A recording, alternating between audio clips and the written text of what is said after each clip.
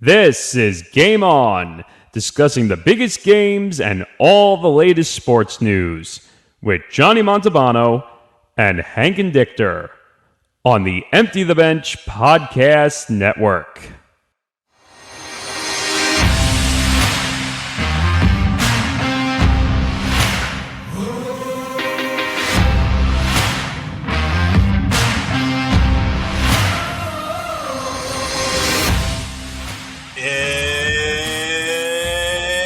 Showtime, folks. It's episode 31 of Game On here on the Empty the Bench Podcast Network. I'm Johnny Montalbano, joined today by Nick Morgasen. Nick, good to see you. How are you doing? Wow, I haven't been on this show in a while. Well, at least on this side. Yeah, Nick was the one that helped us launch the show back in March, and he's with us today. Good to have him aboard, and it's quite ironic that we have Nick on this week because there is a lot of news to discuss regarding his favorite teams, and we will get to that over the course of the show. What a way to start November. That's all I'll say on that front too. But yeah, we were talking a couple of days before this show was aired that it looks like it's been kind of a quiet week for us. Not so. That's been the case with this show a lot, but that's a good problem to have too. And Nick's here with us today on a big show as November gets underway. You know, the month of decision in the NFL. We're going to get to a lot of football over the course of the show. We got a lot of basketball. We got a lot of stuff to discuss as we usually do. But of course, folks, we want to hear from you as well. Plenty of ways to get aboard, so you can follow us across our social media platforms. We're on Facebook and Twitter at GameOnETB, our Instagram account at GameOn_ETB. And you can also follow our personal handles. I'm at Montalbano NY, and Nick is at N Morgasen Radio with a lot of stuff to discuss, as I said. And, you know, we were originally going to start the show with football because you have the NFL trade deadline. You have week 8 to look back on. And believe it or not, already week 9 that's starting on Thursday. And as I said, you know, we're in November now. It is a critical month for football to discuss where your teams are. You know, there's so much happening that, you know, even college football, which is entering a huge week this week, you know, you have the first initial college football playoff rankings that come out on Tuesday. They're actually coming out right now as the show is premiering. We're going to save that for the Monty moment later on in the week, so stay tuned for that. You know, certainly some baseball. And again, you know, the World Series is happening. It may not even hit our show today because that's just how crazy it is. So a lot of stuff to get to. And again, we had an idea about how we we're going to start the show. And then on Tuesday, the big news that breaks literally right before we hit the record button is with the Brooklyn Nets. And we were going to talk about the Nets originally with Kyrie Irving. We're going to get to that. But, Nick, this was an absolute bombshell. Well, if you want to say it was a bombshell, but this was an unbelievable way to start November and to start the show with. As 7 games into the NBA season, the Brooklyn Nets and head coach Steve Nash mutually parted ways. That's what is being reported from Woj. And I had joked with you, and I said it on this show too, that the start of the season was going to be very interesting from the Nets side because let's say they had a terrible 2-8 start in 10 games in. Would Steve Nash make it through? Well, here we are 7 games in, and they parted ways. And this is in the midst of the whole drama of the offseason with Kevin Durant, with the continuing never-ending drama of one Kyrie Irving, now with Ben Simmons, who's back, but now he's hurt. Already it's been a drama-filled start to the season. And, Nick, you are the huge Net fan, and I know you're a huge basketball fan. And, again, it's great to have you on this week. This story, which broke earlier on Tuesday, what is your thoughts about it, and where do the Nets go from here? One, I'm not surprised by this news because you heard me say it last season. You heard, and everyone said I'm crazy. He should have been fired before this season started. If they knew they were going to fire him 7 to 8 games in, they should have fired him before the season because it was already in their mind that they were going to fire him. Now, we talked about the KD drama all offseason. Trade me. I don't want to be here. Fire Steve Nash. Fire Sean Marks. Joe Desai, I'm not coming to camp. Trade me or I'm just going to sit out. Well, we all know that the head coach gets blamed for everything in any sport you talk about. And then just add the Kyrie drama on top of it, whether it's him and his well, Nick Federa from my show, Empty the Bench, will say, let's just chase him with a needle until he gets his COVID-19 shot. Or now he's promoting on social media. Now, I don't know if most people saw this the other night. After the game, during the post game, he was doing his press conference, and Nick Friedel of ESPN was asking him about stuff being posted on social media, which we all know social media is the beast, especially with athletes, because they will post anything and anything that they have their beliefs about. Now, the one thing I'll give the benefit of the doubt on is that Nick Friedel went a little too far back in the timeline for something that was already being reported, because I think it was like a month or two ago, he posted a clip from Alex Jones about conspiracy theory. Don't get me wrong. It was still weird and crazy that he did it. But why do you have to go back a month or two for something and then bring up the current thing in the timeline that's happening now? So if you don't know what he posted now, he promoted a movie. Now, I can't say the name of the whole movie because the movie is very vulgar in title. What I can nicely say is he posted a movie called Jews for N-Word, is the nicest way I could say it. And Nick Friedel of ESPN basically said, why are you promoting this? Why are you putting this up there? And Kyrie basically said, I can promote whatever the bleep I want, and I can do what I want, and stop dehumanizing me. First of all, dehumanizing you. I'm lost for words of this whole situation with everything. I will get to the Kyrie situation in a moment, but I'm surprised this didn't happen last season. Let's put it that way. So, yeah. So let me ask you, because I know you follow the Nets more than I do. I mean, I'm a huge basketball fan too, but I root for the other team in town. If they were going to fire him or mutually part ways this early in the season, I mean, what did it take for them to do it 7 games in? Like, like you were saying, why didn't this happen off season? Why didn't this happen in the last year? Why did they have him going into this year and then he doesn't make it 2-3 weeks into the season? I think part of it has to do with what they say justify. Well, in baseball, they call it justifying the trade. But in this case, in the NBA, they're justifying the head coaching hire, where they didn't want to fire him because then it looks like they lose if they fire him and let him go.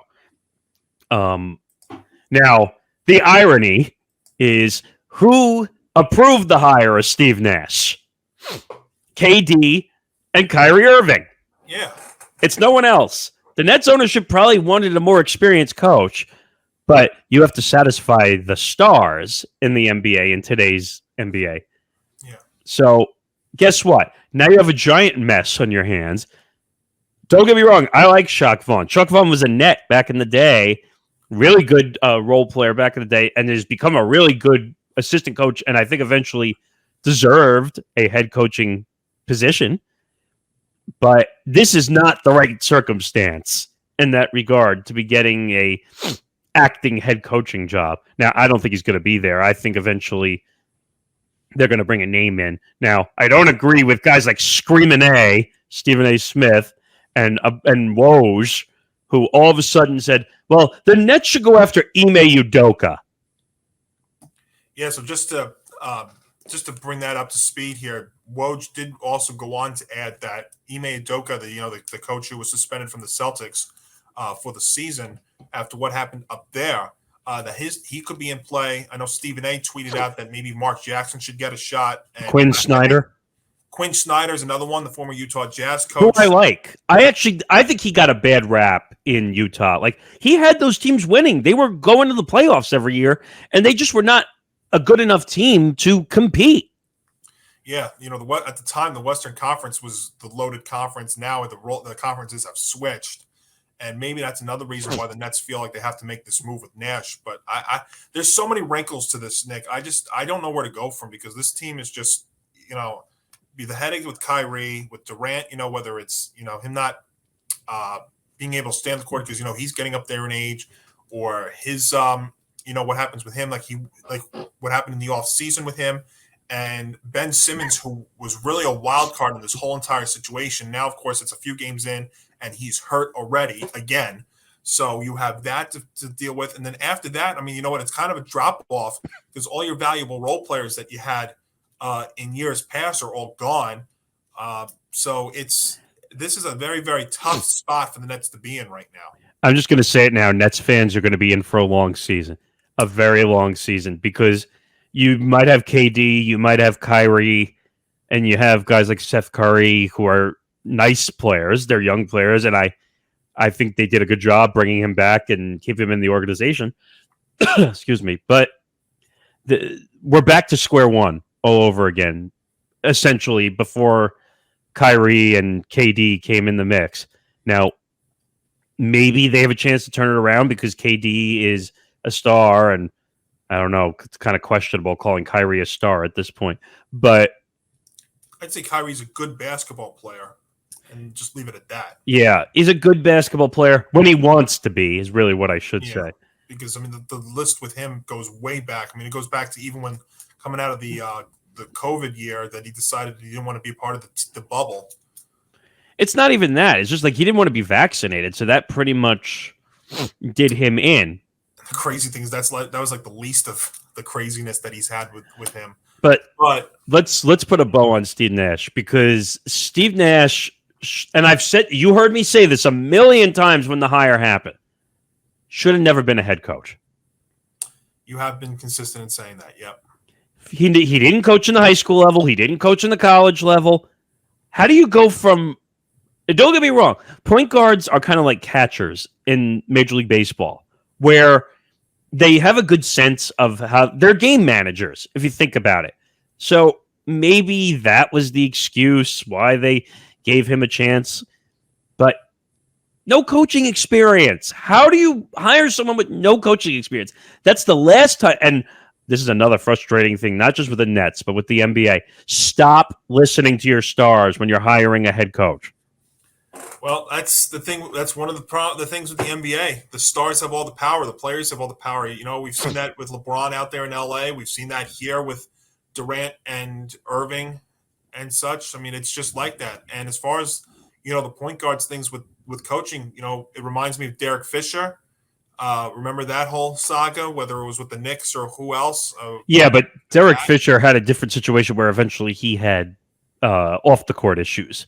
Right. But, I mean, just the whole – but, he wasn't a good coach with the Knicks when he was on the court either. Or the Lakers. Yep. And I think the Knicks are still paying him, by the way. But they are, yeah. Yeah, but now we just wonder where this team goes from here.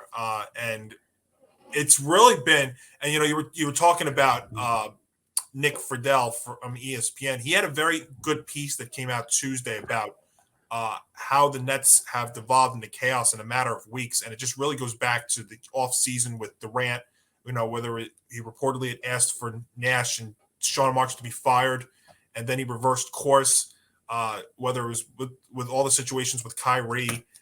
It's been so much and so quick. And I remember when we were talking about the Nets before the season started, I said the start of the season was going to be absolutely critical, because if they'd gotten off to such a slow start like this, what would the rumblings about Nash being fired come up again? Now, again, this was either firing or a mutually parting of the ways, which is how they're calling it. But I just don't know where the Nets go from here. That's really what it is. And Jacques Vaughn's had some experience and some success as a coach before, so maybe he is the guy. But this roster is just so, it's just so a mess. Just say a mess. Yeah. Well, see, and here's the thing, and I don't want to go back years on it because we're going to transition to the Nets on the court, even though we're going to talk about this. This whole thing with the Nets now has gone back to the day that they traded for Harden, because they had all those good. They didn't have stars, but they had very, very good complementary players. And I'm still mad about, I can't remember the guy's name. Is on Cleveland now, part of that team. Jared Allen. Well, Jared Allen, and then I think they traded someone else. LeVert. Karis LeVert was great here. I think they, for some reason, the Nets were trying to jump the gun too quick.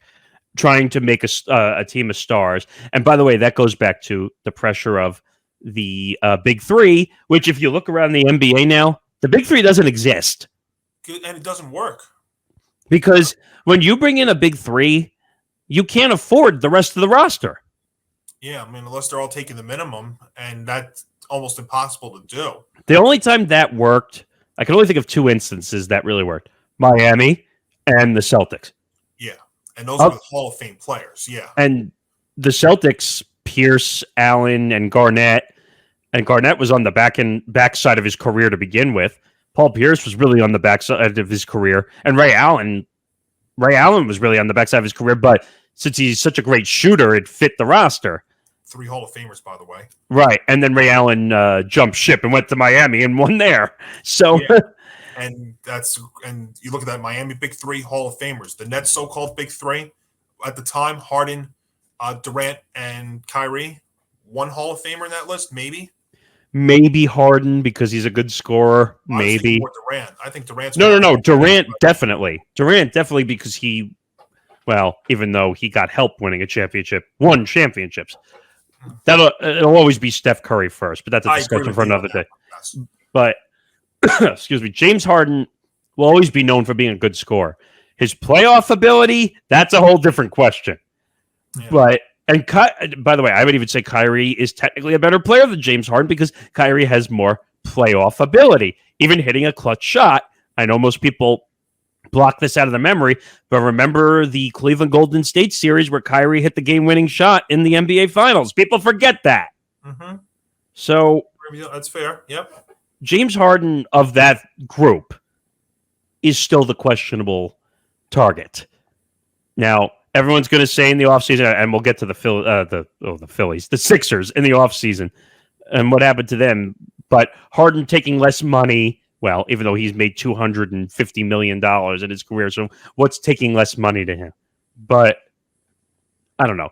I'll try to move back to this. So Steve Nash eventually was going to be gone. It wasn't a matter. He was not going to last the whole season, in my opinion. Eventually, he was going to be the scapegoat, and that kind of leads to what happened on the court. Also, yeah, I mean they had a 4-game losing streak there earlier, but I don't know. I just don't know where the Nets go from here. And now you've got another thing here with Kyrie Irving and the drama and the latest bit of drama regarding him and this whole promotion of the anti-Semitic film. And then you've got Joe Tsai having to take to Twitter to condemn that. And you know what? I have to give credit to Tsai over the offseason till now, because Tsai could have hid behind the Nets PR and said nothing. But he's gone on Twitter, and I'm trying to find the tweet because I thought it was interesting. Well, I would say from Tsai's side, he's like, you know what? I'm giving you $36 million this year. I could have easily had traded you for 2 draft picks like it was being rumored in the offseason. But or you could have just said, we don't want you back, just opt out. I mean, and the problem is that then he's thinking that, that Durant's going to go too because, those two seem to be linked in together. Well, Durant's issue is off the court for whatever reason. It's not on the court. He can play basketball. That's not the issue. His ego is the problem. Well, that's both of them. No, but I would say Durant's ego. He tried to destroy the whole Nets front office. Like he thought he had the power. Newsflash, KD didn't have the power. They signed him to a contract extension. They could have made him sit on the side for 4 years if they wanted. Mm-hmm. Which, if I were the Nets, I would have done that and not traded him. But the tweet from Tsai, he said, I'm disappointed that Kyrie appears to support a film based on a book full of anti-Semitic disinformation. I want to sit down and make sure he understands this is hurtful to all of us. And as a man of faith, it is wrong to promote hate based on race, ethnicity, or religion. This is bigger than basketball. I give him credit for speaking. Yeah. He didn't have to. He could have just said, I'll let the Nets PR make up a statement from me. But I don't know. Tsai's has a lot of decision-making to do, especially when the trade deadline comes up. Well, if the Nets are out of it, do we look at possibly Kyrie being dealt? Do we look at, well, really, I mean, he's the guy. Durant, nobody's taking Durant's salary. And then you have to try and match up those contracts in basketball. So I think the Nets are stuck with Durant. Kyrie, I think, is a situation they can get out from, but then you're going to start digging to your other valuable players, like Joe Harris, like, those other guys like Royce O'Neal and stuff. You're going to start digging into those guys that probably end up having to take a bigger role in the team because of who else, because there's really nobody else. Team, I'm frustrated because when I remember back in, 2018, 2019, when they were really making these moves, KD was a free agent after he left Golden State because for some reason he didn't want to keep winning championships. So he decided to let his ego take over his team, over his desire to win. And then he managed to get Kyrie Irving, a free agent, to come over. And we're like, oh my God, we have a chance to win. We could win multiple championships. We thought we were LeBron in Miami. Not 1, not 2, not 3, not 4, not 5. I'm like, but it's a mess. Now I don't think we're ever going to win with those two, to be fair. And I'd say the reason why is because you look at how teams have won the NBA title these last several years. It's not even those big players, but it's all your valuable, bench players or other starters or role players, whatever you want to call them. Those are the ones that are doing it. Let's take Golden State. Let's just go back to Golden State from last year for 1 second, Nick. Not only was it, Steph Curry and Klay Thompson and Draymond Green, but it was the Andrew Wiggins of the world. It was the Jordan Pooles that also contributed in a big way in that postseason.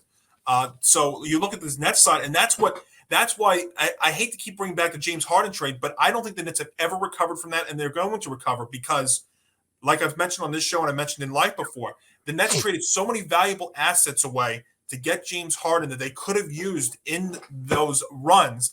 And then 13 months later, they traded James Harden for a player who had not played in over a year. And, he's got a lot of baggage too in Ben Simmons. So really 2 ways. So the Nets really, it was one of my first ETB sports minutes on this network was about James Harden, how the Nets lost the trade for James Harden and they lost the trade when they traded away James Harden. And I just don't think they've ever recovered from that. And it's going to take them a very, very long time because right now, even if you look at the selling this team, and look, the Nets could turn this around, that's for sure. I mean, we're talking about them right now at 2-5 and the mess that they're in. But if they're not in it come trade deadline time, Kyrie Irving, you're not going to get much for him. You can't trade Kevin Durant because of his contract. You're going to start digging into those valuable bench and role players that maybe could play a role down would have to take roles on the team down the road. So yeah, the Nets are in a tough spot. They need to start winning and getting rid of, and starting to put some of this talk behind them. But when you continue to have Kyrie Irving, who seems like you can't go a month or so without talking about him for whatever reason, it doesn't help. And he needs to go. That's just my opinion. Look, as a Knicks fan, I've said it on social media. I can see, and I'm not making this a Nick or Net thing, but when Kyrie Irving was out there and everybody was telling me, "Oh, Johnny, the Knicks should go get Kyrie Irving," I said he needs to stay as far away as possible. Oh no, I'm with you. I mean, don't get me wrong. At the time when they went after him, there wasn't as many issues when they got him in as a free agent. So right at the time, I'm like, oh, good. It's a B to an A with KD. Or an A1 to an A2. Now, I don't know if that's the same value now, but now, first of all, anyone who says now that we knew this was going to happen, put your hand down, as Hank would say. Put your hand down. You had no idea that this BS was going to happen. No. He was signed before the pandemic. So you can't tell me you had any idea that this was going to happen. So put your hand down if you said that he was going to be crazy. Yeah. All Nets fans fell for that. It's a frustrating situation. I don't blame Nets fans for being mad. I'm mad too. Oh yeah, because you were sold. I mean, I know a good Nets fan that I talk to all the time, and at the beginning of this, when you had KD and Kyrie, it made sense, and all those players around him. But then you started to trade those guys away, guys that if you look at what they're doing on other teams, and if you look at they were back here, it would have been critical. Right. Now, Durant's only getting older. He seems to always be missing games. Ben Simmons is hurt already, 7 games in. Kyrie's situation, we know about that. We just don't know what's going to happen with him if things are going to continue to happen. If you don't have those guys, the rest of that roster is not good enough to compete. See, the issue was, and this is going to sound ironic too, when the Nets were dealing with the James Harden situation, because he was not happy with Kyrie Irving, go figure, they decided, all right, we're going to get Harden out while we can still get value. The Nets did the right thing there because they managed to get picks back. They managed to get back the capital that they gave up for James Harden to Houston. But then you got another headache in Ben Simmons. So did you really win the trade? I don't know. I don't think they won either part of the Harden trade. I don't think they won the trade for him, and they didn't win the trade getting rid of him. The only thing you could say is you got the picks. That's the only thing you can say. You got some of the picks back that you traded to, that some of the draft capital that you lost a lot of when trading to Houston. So if you have to pick on one thing, all right, you got the picks. So you kind of made back on that because eventually, I guess at this point, they're going to have to use draft picks because who the hell knows what's going to happen with this team? Yeah. By the way, I know as we're recording this now, news is breaking that the Nets are now officially in discussions with Ime Udoka. Yeah, so let's get to that too for a second here. I mean, I don't know what else you want to talk about with Kyrie because the history with him, it's been well documented before. You know what I would say? I would say you condemn Kyrie Irving. You might have to fine Kyrie Irving. You might need to suspend Kyrie Irving. Kyrie Irving might have to be one of those players that has to be away from the team. Well, but do they have the guts to do that? Apparently not, because they're not willing to condemn anybody who does anything. Although, Sy did come out on Twitter and said it. I know they've been doing a post game, and it seems to be coming up a lot during the post games recently. But yeah, this whole thing, I know about messes and stuff. This is a whole different one though, but I don't know where the Nets go from here. You know what? Winning will cure all this stuff, but you have to also look at the future of this. And in an Eastern Conference, which is just so deep right now, it's the deepest it's been in years. And this team right now, which needed to really have everything right go for them to compete in this Eastern Conference, it's a big, big problem. And then it gets to be so, you're so desperate, and now you're possibly bringing up the names of like Ime Udoka, who I know he got suspended, and that's because the Celtics took the lead on that, not the NBA, and I think that's fortunate the way that. Don't you worry. We'll get to the NBA in a few minutes. Well, the Celtics did the NBA a favor because it's not been a good last few months for the NBA, whether it was the Sarver situation, whether it's the stuff we're going to be talking about in a couple of minutes here. The NBA is going down a very, very bad road here. And we think about it, Nick. I mean, we've been on the air for almost 30 minutes here. We haven't really even talked about the product on the court. And that's really the problem that the NBA is going to be running into. I mean, the NBA is off to a historic start in terms of scoring, and it seems to be the only thing we're talking about is the stuff happening off the court. This with Kyrie, the situation with Nash, what we're going to get coming up here with Josh Primo and the 76ers. It's a mess. So I think the Nets need to honestly see. Here's what I would do if I'm the Nets. I would show some guts here, and I would have to do something with Kyrie here. Suspend him, fine him. You got to do something because these things are going to continue to happen. It's not stopping. It's been like this now almost every year since he's been here. And yes, you're right. You didn't think that this was going to happen when they brought him over. He did have some baggage in Cleveland, in Boston, but look at all the stuff that we've been documenting here. I didn't even bring up the fact that remember in the postseason last year when he's flipping the birds to the yes, I was just going to say that. Yeah. Which is like rule number one with an athlete is you don't attack or do anything with the fans. Let the fans do what they want. Be above it. I've said that since since day one. Be above the fans. I don't care how vulgar and stuff. If they're that bad, you know what you do? You stop the game. You point it out. Or you go to security and tell them what's going on. That's what you do. You don't do what Kyrie did. Of course, he makes the wrong move there. But now, let me give some interpretation to that. So it depends, like you said, on this situation. So why am I forgetting the guy's name? The guy on the Hawks when they were playing the Knicks in the playoffs. Oh, Trae Young. When Trae Young got spat on, I don't blame him for being mad. But you didn't see him jump over the stands like a Ron Artest during a brawl and go punch somebody. I think he literally just stopped and pointed it out. And you know what, Nick? I remember that well because you know what Trae Young did in that series? He played his ass off. He owned he owned the Knicks in every way, shape, or form, and he deserves the large contract he got. I mean, Trae Young did it the right way. He beat us on the court. He played one heck of a series 2 years ago against the Knicks. There, he did it right. Exactly. And then another interpretation would be Russell Westbrook when the guy threw the popcorn at him, or the other one that threw the water bottle at him.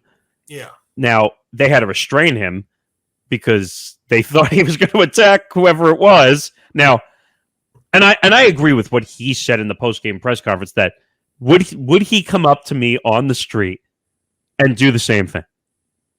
No. Well, look, yeah, and you know what? We're in 2022 now. There's security cameras. There's cameras on the phones. There's enough footage out and stuff out there that they will find the people that throw this stuff and do that kind of things, because those kind of fans should be prosecuted to the fullest extent of the law, should be banned from arenas for a lifetime ban. I said it also when during the pandemic, but also afterwards when people were allowed back in the stadiums.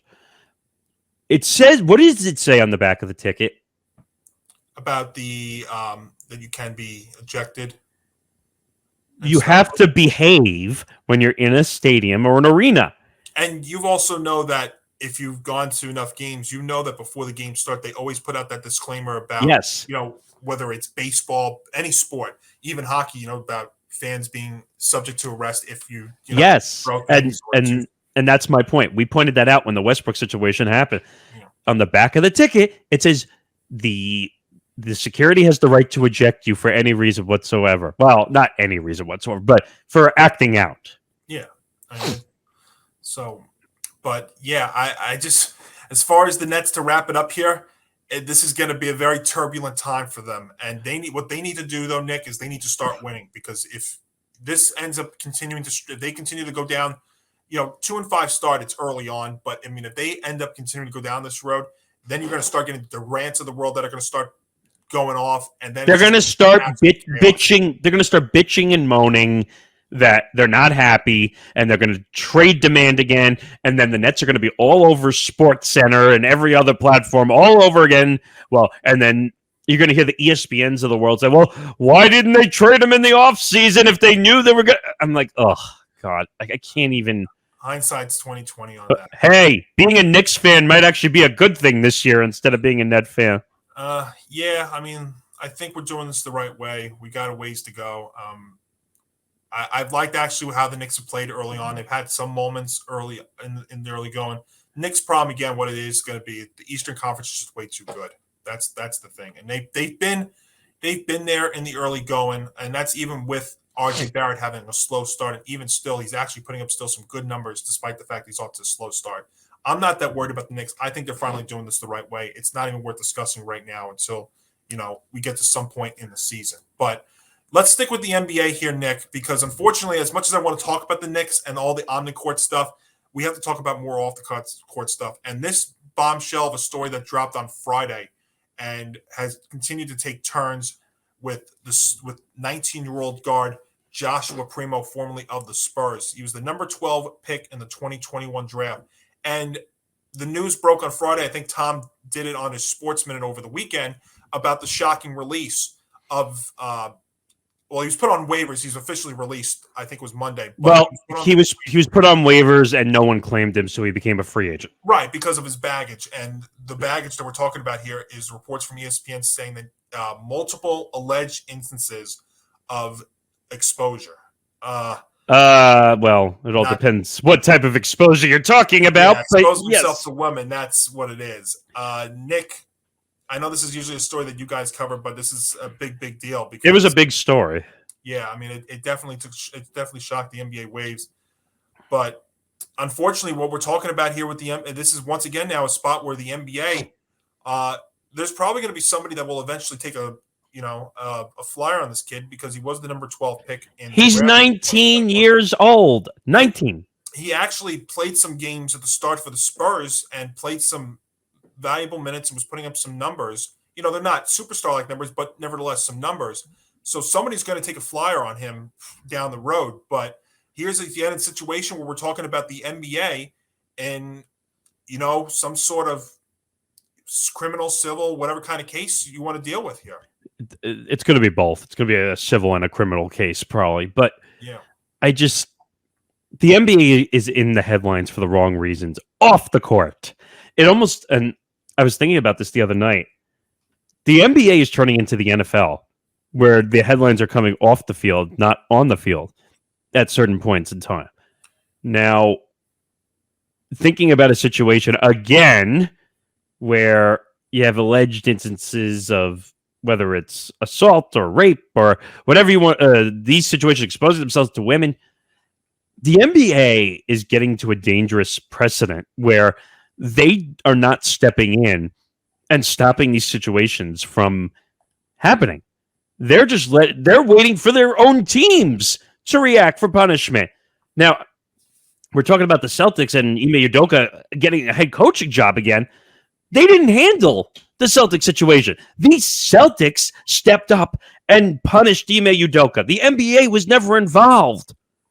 And then you had the Suns situation with Robert Sarver, where eventually the Suns were dealing with it, but he eventually stepped in, and I don't know if you saw it last week, but Adam Silver came out and said, "Oh, I apologize for not being in on that sooner." What do you mean?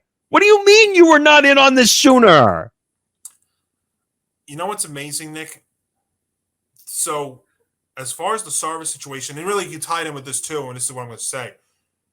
Adam Silver, when he became commissioner of the NBA, his first real test was Donald Sterling there in LA.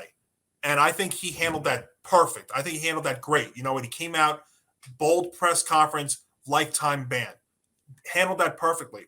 But ever since then, he has gone in the wrong direction. And these last several months, I think, have really taken a turn on him. I liked Adam Silver. I thought he was a great commissioner. But I know you guys had said it on Empty the Bench last week, and I'll echo this too. If you look at the commissioners right now in sports, Adam Silver is falling fast because you have the Sarver situation, which I think was handled terribly. You have the Udoka situation, which was handled so well by the Celtics that it didn't need to go to the NBA side. And now you've got this, which is going to be a very, very critical thing because the kid's only 19 years old, and somebody's probably going to take a flyer on him. And obviously, you have to let the investigation play itself out here. But how are you going to come down on this? And remember, you've also got a CBA that could possibly be up at the end of the year. So, oh God, I mean, think about it. The NBA is going down a very, very bad road here. When you talk about this, you had Silver last week, or was it the week before, talking about the tanking situation, which I think. We're talking about destabilizing the NBA. By the way, I mean that is so ridiculous. His of thoughts. Course it's laughable. Of course it's ridiculous. Talking about taking the two worst NBA teams and putting them in the G League. I said this last week on Empty the Bench. I said, imagine if LeBron James, Anthony Davis, and the Lakers are one of the two worst teams in the NBA, and LeBron James and Anthony Davis get traded out, swapped out with the Lakers into the G League for another G League team. It would never happen. And one area that people don't realize also is you're going to have a G League team come up and play a bunch of professional NBA players. You know what's going to happen with these games? They're going to be 130-80. They're going to be 50-plus point blowouts. But just going back to Primo here. So Tony Busby, does that name sound familiar? Well, it should. We all know about him with the Deshaun Watson situation. And he's coming up in here because he told ESPN on Saturday that he's been retained by a woman who worked for the Spurs, and says Primo exposed himself to her. They are going to have a news conference on Thursday morning. And remember, as I said, Busby also represented multiple women in the sexual misconduct lawsuits against Deshaun Watson. So this story is still a developing story. We're going to get some more information later on in the week. Probably have some more information for you on the next show. But by the way, I have a developing story for you right now. What's that? It seems that Ime Udoka is going to be the new head coach of the Brooklyn Nets in the next 24 to 48 hours. Wow. But so he can't coach though this year.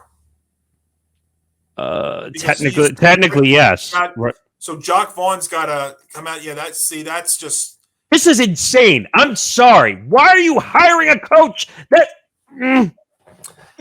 Oh boy, I'll tell you. I mean, that whole situation. But Nick, what do you think about with Primo here? What happens now? Like, do you trust? I don't trust the NBA. Here's the thing: the NBA's now come down this road, folks. That I don't trust that they're going to make the right decision if something bad comes out of this. This situation is bad. I mean, again, and not that I'm trying to be careful with my words. Until we know exactly what happened, like that the evidence comes out and there's a case, it's hard to say exactly what the punishment will be. Now, he probably will get suspended. He's going to have to sign with the team first before anything happens. Now, someone will take a chance on him. He's 19 years old. He was a high draft pick in 2021. But you need to see what happens. To go back to what you said earlier, the NBA didn't do anything to Donald Sterling until all the evidence came out.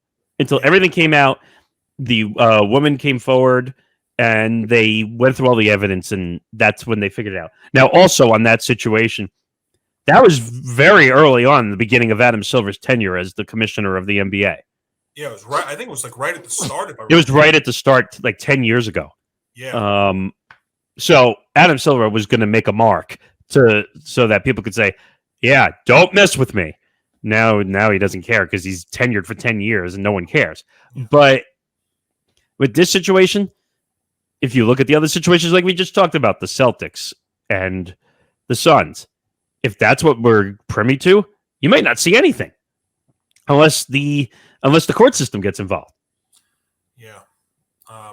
One other thing with Primo real quick. So, he was putting up some decent numbers so far this season, 7 points a game, 4.5 assists, just over 3 rebounds.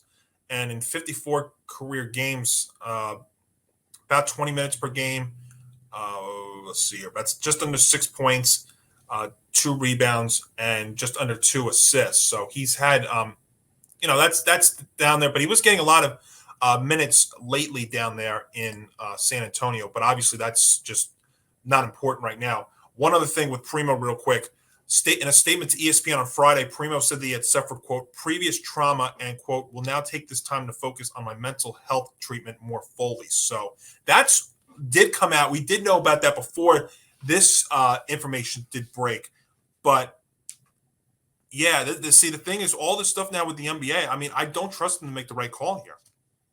The NBA is very concerning to me right now because – they're kind of thinking more on the stance of protecting the brand more than protecting the safety of people, their employees that work for the organization. Yeah. And if you're not going to protect your employees of the organization, Adam Silver needs to be roasted for everything that he's doing right now because he's not protecting the people that work under the NBA.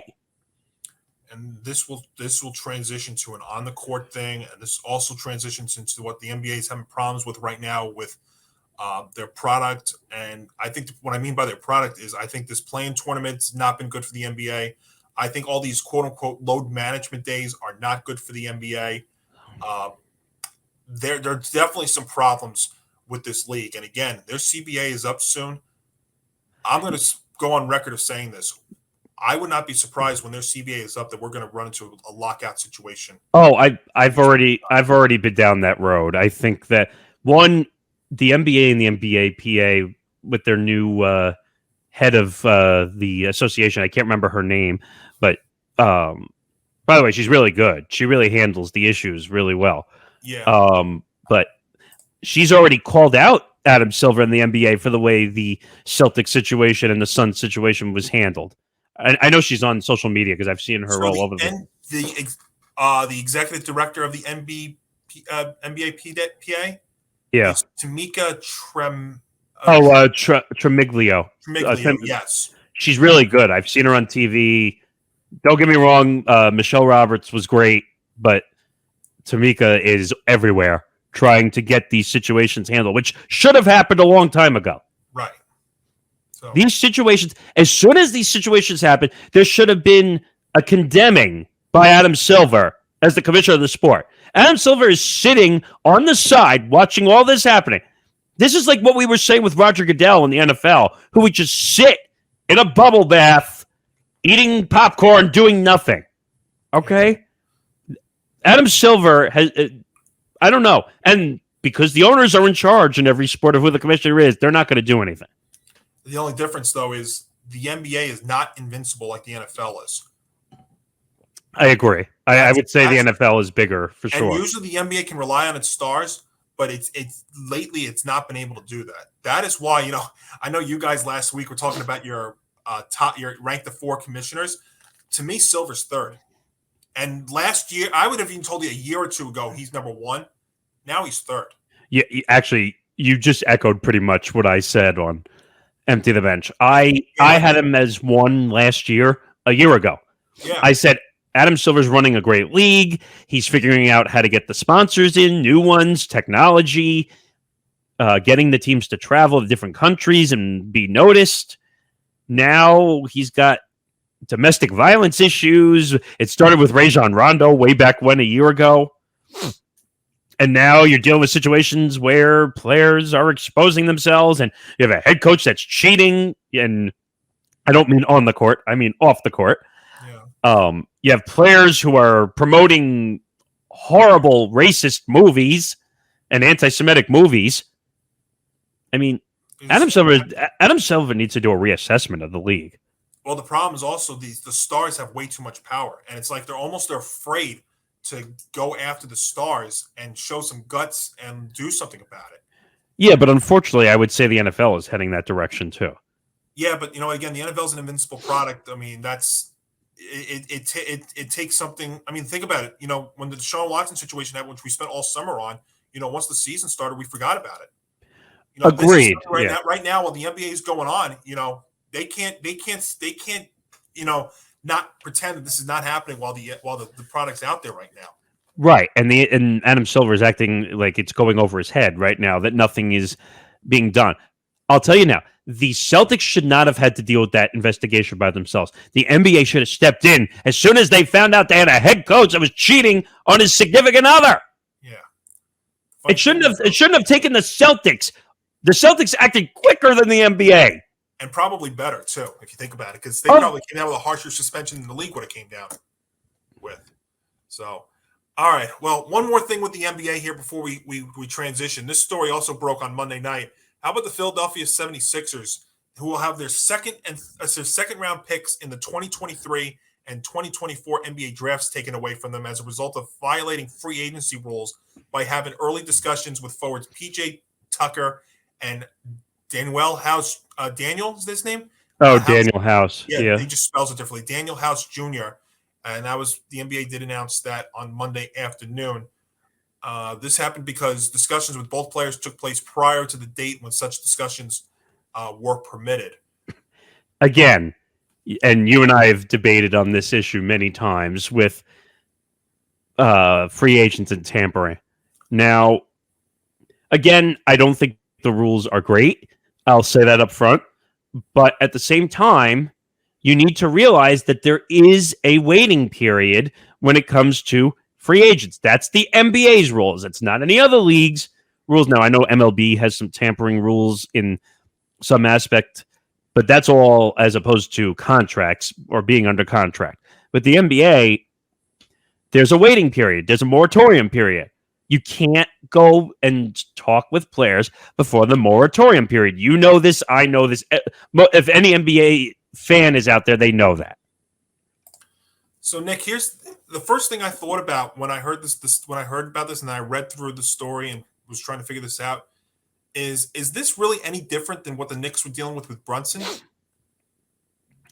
Because now their investigation into Brunson is still ongoing. And if this is kind of similar along those lines, then I think the Knicks are going to get doctored something out of this. The thing with Brunson, sorry, that's okay. Yeah. That's the NBA. That's on line one. That's the NBA calling and saying, "Stop talking about us." Well, we will in a couple of minutes. All right. This is the most amount of stuff. I mean, think about it. This is the most NBA talk that we've had on this show since the playoffs, and maybe the most we'll have for a long, long time. It must be like this. But go on. What I would say is the Jalen Brunson situation. The Knicks were technically wrong in that situation in some aspects. I wouldn't say everything, but I would say they jumped the gun having a conversation with a free agent during the moratorium period. So that was technically their fault. But I just don't understand how free agency works in the NBA anymore, because excuse me, all the players talk in the NBA, all of them. You don't really see that in MLB or NFL or NHL. The NBA, all the stars are talk to one another. Yeah. We'll see. So that's where I was going at with this, but this is another problem the NBA's got too. They need to be more specific and really and more bold and understanding about what the heck, quote unquote, tampering is. Because you know what, you could basically say all this stuff is tampering, but you got to be more specific about it. But this is almost kind of along the lines of like what happened with Brunson and the Knicks, and I kept thinking that it was not good. It wasn't enough to get some sort of fine and or doctoring of picks. And now I'm kind of wondering if the Sixers could lose 2 picks for something like this, then maybe something is going to happen to the Knicks. Well, I'll throw another situation out. So you have guys, stars from many teams that are friends. They talk to each other. If you go to a charity organization and you do a charity event and those players are talking to one another and it just happens to come up, hey, well, how's everything going with the team, or how's everything going with your situation? That technically, according to the NBA rules, is tampering. Technically. Yeah. As soon as another player says, hey, well, would you ever want to get together and play sometime? That's technically tampering. That's one of, we're talking about all these problems with the NBA. That's been a beef I've had with them for the longest time. What exactly, and this is very simple, NBA. Just listen to me. Tell me specifically what is tampering, and provide bold examples and be specific, because everything's tampering pretty much in some way, shape, or form. But if we're going to suspend, or we're going to fine or dock your picks from some teams and not others, you know what? They've got to be bolder than this. Silver, come on, you are the commissioner. Be bold, be a leader, and tell me what the heck tampering is, because this is something that is continuing to happen and is being brought up all the time. And yeah, you know what? Now I looked at this story and I think about my Knicks situation with Brunson, and yeah, I think the Knicks now could possibly get doctored a pick with Brunson. If the Sixers could lose 2 for something like this, I think the Knicks are in trouble. And I said at the start that I don't think there is anything with Brunson, but now I'm starting to think that if Sixers can get something with this, then the Knicks. By the way, a tampering investigation shouldn't be taking this long. It's either it is or it isn't. Well, everything seems to be so. We think everything's simple, yes or no questions, and this is a very simple thing. What is tampering, and is it tampering or is it not? I don't know. Again, this is just all these stories. I think are just a combination of like what's going on with the league and what the problem is. It's funny when if you have to rank the major sports right now, and I'm not going by popularity, but if you go by just like all the things going on, I think football's still king. And I'll tell you, hockey is starting to. I'm not going to say it's going to overtake basketball, but when you look at the product that the NHL has, and now that their deals that they've got with Turner and ESPN, that is why if I had to rank the 4 commissioners, I'm putting Goodell first. Even though with his baggage, look, he still's got the best product of any sport. I don't care what anybody says. He's still got that. I would put Gary Bettman second over Silver, and then good old Rob Manfred is still dead last. I'm sorry. It's not even close. That's pretty much how I had it. Yeah. But the NBA is going down a very, very bad road here, folks. And when you look at the NBA a couple of weeks into the season, and they're having such a historical offensive start. And yet the biggest thing we're talking about right now are 3 stories that are off the court. It's a bad sign right now for the league. I'll just give you, and I can't believe we've been talking about the NBA for almost an hour, and I'll give you and we're not even talking about this, even though it was a headline. The Draymond Green situation with Jordan Poole getting punched. I mean, Another like one. Yep. the NBA headlines are off the court right now, not on the court. We want to see good basketball being played. Put the punches on the court, not off the court. I know that sounds ridiculous, but I get you what you're get. saying. I want to see aggressiveness and playing on the court. I don't want to see all these headlines. And by the way, someone tell Draymond Green to shut the hell up. I don't want to hear it. Oh man, I tell you, this is a tough time now for the league. You know. But like we literally spent an hour on NBA off the court issues. Yeah, I mean, if you want to talk about it on the court, you would talk about the Lakers with their mess. You would talk about, well, I mean, I guess Steve Nash was kind of on the court, but those are the things right now. I mean, But we're not talking about the game. We're not talking about the X's and O's of the NBA. no. We're talking about egos and anti-Semitic issues and whatever off the court. I know, Nick, and basketball is always. I mean, I root for the Knicks more than any other team. Fortunately, I'm liking the direction that they're going in, and the NBA was always my first sport. But I tell you, this is a big problem that the league's having. So, hopefully there'll be some stuff on the court that we could discuss in the coming weeks. But this is a very, very tough time, and I'll tell you what, Adam Silver, you in the league have a lot of answers, a lot of questions that need to be answered, and a lot of things that got to get going here. Because when that CBA is up and we're talking about a possible lockout, you think baseball was bad. I'll tell you, the NBA is going to head down a bad, bad road here.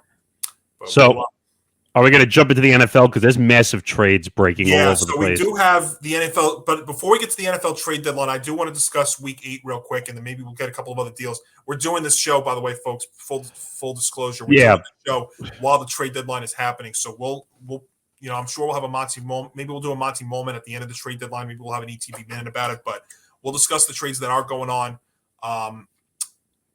in just a few minutes. But I want to go through Week 8 real quick. We don't have to. I'll go through every game, but I mean, we don't have to break every game down here because there's a couple of storylines with the NFL that I do want to discuss here. I mean, do you want to talk about Thursday night? The Ravens get past the Bucks 27-22. All I can say is that the Bucks are in panic mode. Yeah, you know what? The week and a half off might help them that they don't have to play again until next Sunday. They needed that. The short week I thought was not a good thing for them, and Lamar Jackson and the Ravens were able to get that done. So they win 27-22. The Broncos get past the Jaguars there in London, 21-17. Again, Nick, Jaguars, they seem to do everything but win. It's incredible. And, Russell Wilson actually played all right. They played well enough to win. And the Broncos go to 3-5. Once again, Jaguars, they do everything but win. But, yeah, so Broncos win that one. Probably the craziest game of the week. The Falcons get past the Panthers in overtime, 37-34. And if you had money on the game with the Carolina Panthers, I think you probably lost 20 years of your life on that one. Oh, my God.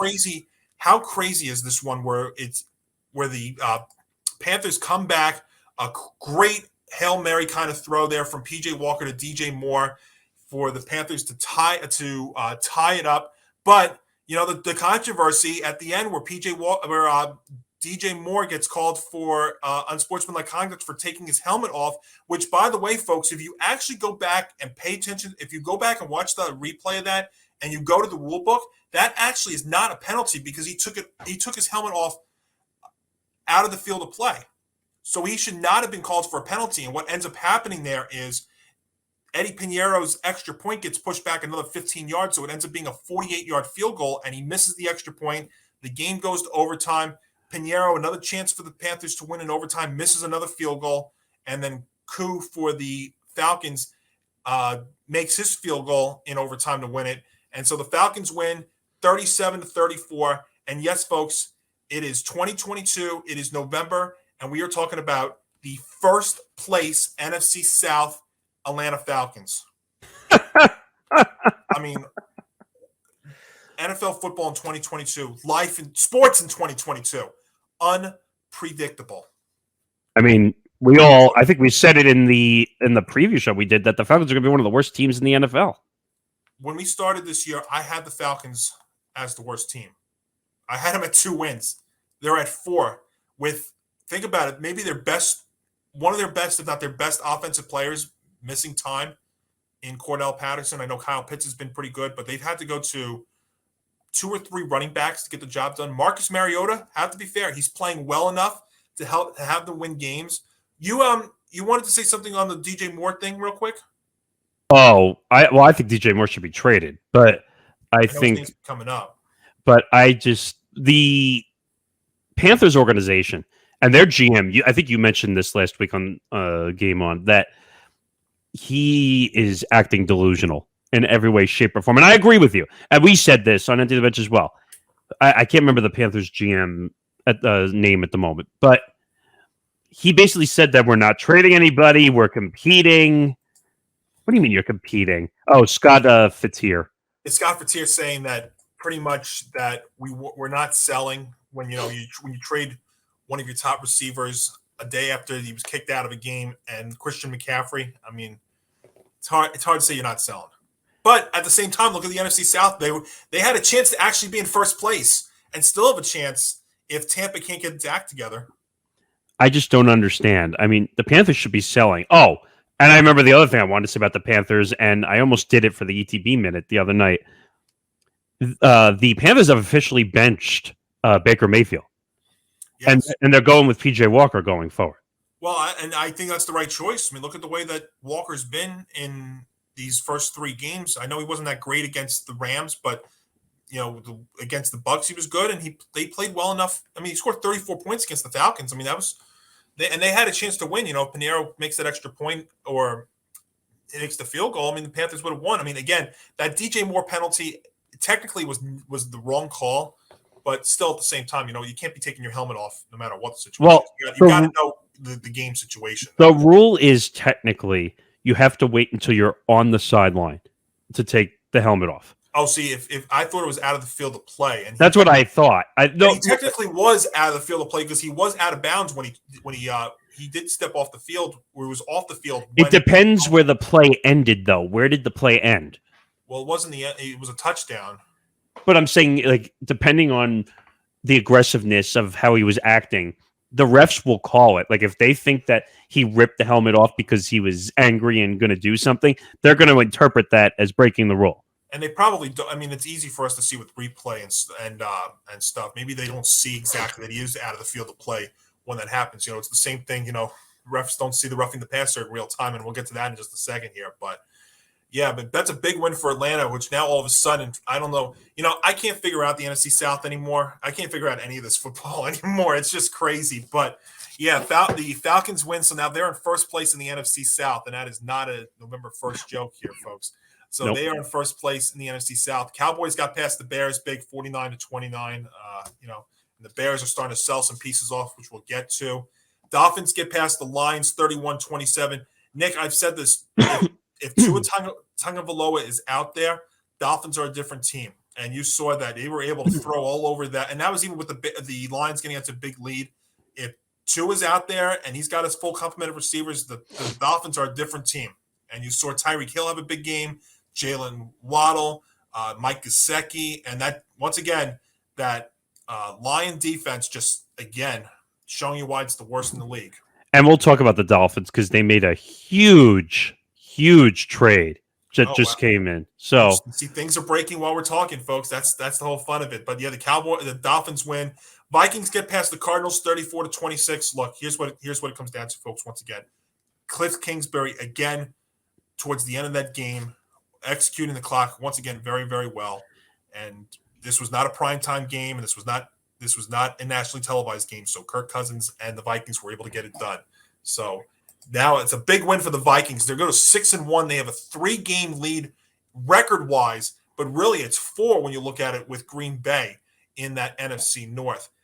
Nick, this game I cannot figure out for the life of me. Saints get past the Raiders 24-0. You want to talk about bad coaching? Josh McDaniels. How do you against this Saints defense have Derek Carr? How does Derek Carr only throw for 101 yards? Or how does Devontae Adams only have 3 yards? It's the freaking Saints. I mean, I think I said this earlier on that the Raiders need to figure out the chemistry. They have chemistry issues now. Devontae Adams looks out of place. Now, I kept saying the Packers made a massive mistake not keeping Devontae Adams because now they're struggling. So I think Devontae Adams is affecting two teams right now. Affecting two teams, so you're right. And So, also, Josh McDaniels not a good coach either. well, no. Everyone says, oh my God, give Josh McDaniels a job. He's an offensive genius. Well, maybe he's an offensive coordinator genius, not a head coach. Well, Nick, if we haven't frustrated you enough in the first hour of the show, let's get to your game. Patriots get past the Jets 22-17. Before we bring up anything else, you're the Jet fan. What was your thoughts? I mean, I know you were very confident going into that game, but you come out of it now. I mean, what is your mindset now, and what were your thoughts about the game last Sunday?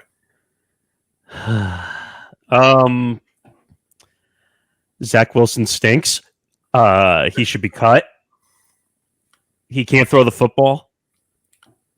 Let's see. How many more adjectives can I come up with for Zach Wilson? I do want to also say before you go on here, folks, this is a disclosure too. Nick's actually been very consistent about this. This is not an overreaction from Sunday. He has been very consistent about his thoughts about Zach Wilson. So this is not just an overreaction to.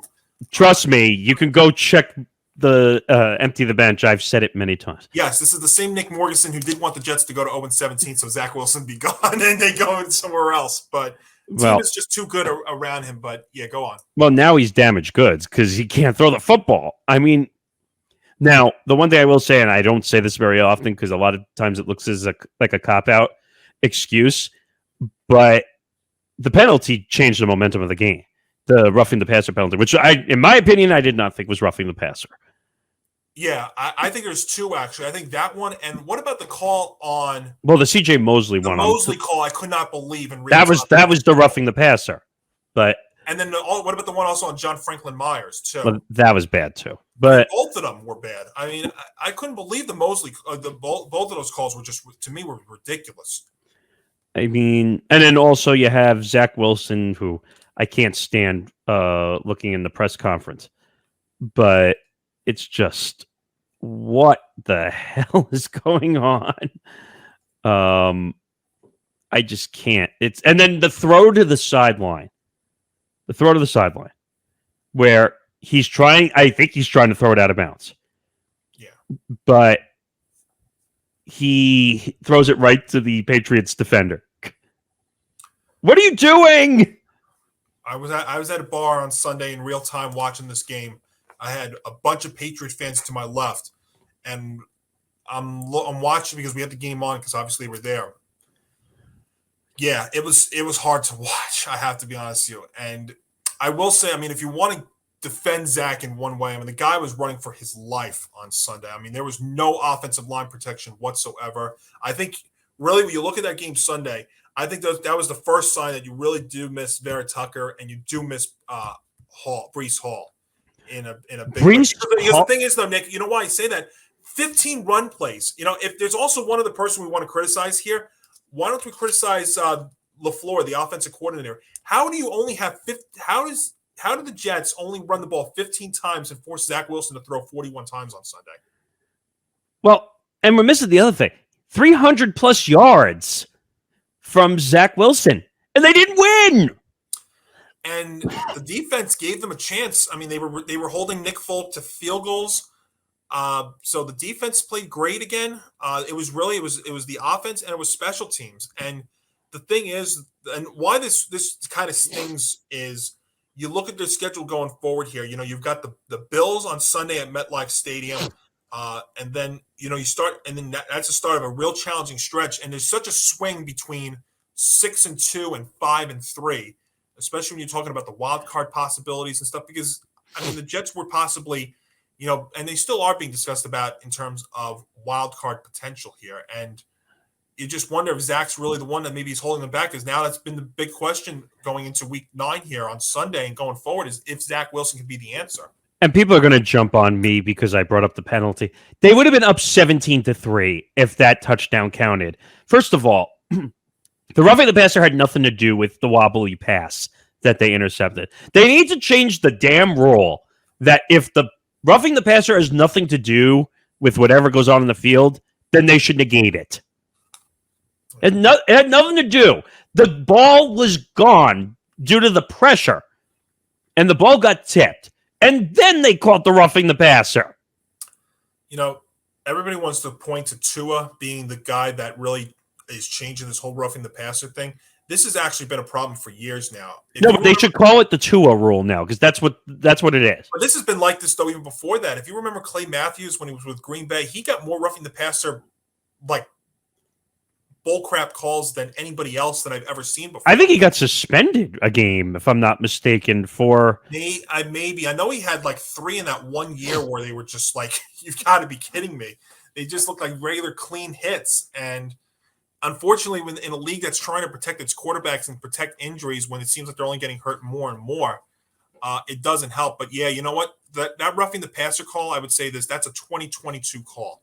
Of course it is. And the crazy thing is, Nick, if you look at the season, that almost could be a season-altering call, if you think about it. And it's not the first time, too. If you remember, against Cincinnati, kind of a similar thing where they get a bad call when they're up 7-6 and a chance to really change the game around, and it doesn't work out. But it's just so different because now, you know, you're pressured going in to face Buffalo on Sunday, and you know, if you win the game, then you probably have a different mindset going into that Bills game. He's like, all right, you know, we're playing probably the best team in football, at least in the AFC, if not in all of football.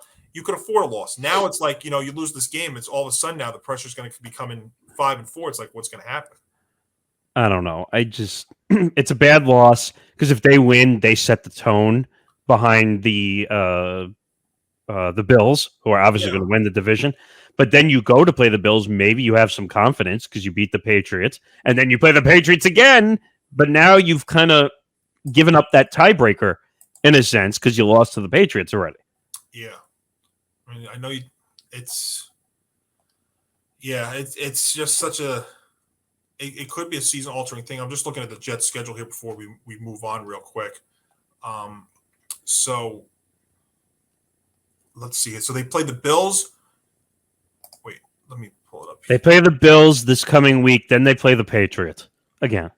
Yeah, that's weird. So it's like that's twice. Then that's right. They have their bye in week 10, and they go at New England, home to Chicago, which I think is a favorable matchup. But then they've got Minnesota, Buffalo, Detroit, Jacksonville, at Seattle, at Miami. Those last two games are going to be tough, but. Those last 2 games are going to be tough. I mean, you got to go to Minnesota. You got to go to Buffalo. I think Minnesota's winnable, and obviously you have the Lions and you have the Jaguars. Those are definitely winnable. And the Bears in Week 12, I think, is a favorable matchup too. Yeah, I think those are all winnable. So I don't know, but I just think it was a momentum killer that they lost. I just couldn't believe though how much they got away from the run though. Also. I mean, forcing Zach to throw the ball 41 times, and also when he's like running for his life, it seemed like on Sunday. But I'm saying even if you throw that ball away, maybe the game is different. Like forget the penalty, but like if he actually throws that ball, and then he said after the game, which like his press conferences are getting worse, where someone has said, "Well, what do you think about your statistics and everything that's going on?" And he's like, "I don't care about the statistics," and I'm like, "What?" Yeah, his post-game press conference on Sunday was not good. He's like, I only care game to game. I'm like, of course you're going to say that because you lost the game. Yeah, and also, you know, you have Saleh come out on Monday and say that he's going to start the rest of the season barring injury, and I think that's to be expected. Look, I mean, Joe Flacco was inactive there on Sunday. If there was ever a shot for Mike White to go in there, it would have been Sunday, and I think he should have gotten. I think he should have had a shot. I mean, that's such a huge game for the Jets. I would have actually gone to him, but at the same time, I understand why they're not going to him because I think they're worried that if White actually plays well, that you know there's going to be pressure from the fans to keep him there in the center, which is why I think they went to Flacco to start the year. And then you find out that Flacco was inactive on Sunday. They have White there, and they also have who's the third guy? Svedzler. Wait, you talking about Mike White? Well, Mike White was the backup, but who's the guy also that he brought up that actually dominated in the preseason? Oh, I know who you're talking about. I can't remember his name. But it was interesting. They brought him up, but then they don't use him either. So I don't know what they were trying to do. But the Pats get the win there. They go to 4-4. Now everybody in the AFC East is at 500 or above, as the Jets fall to 5-3. And then some of these other games, really not much worth to discuss. Eagles got past the Steelers big, perfect 7-0 on the season. Not surprised. The Titans win their fifth straight, 17-10 over the Texans. The Commanders with Taylor Heineke now 3 straight wins, and I said this when we did the picks on Friday.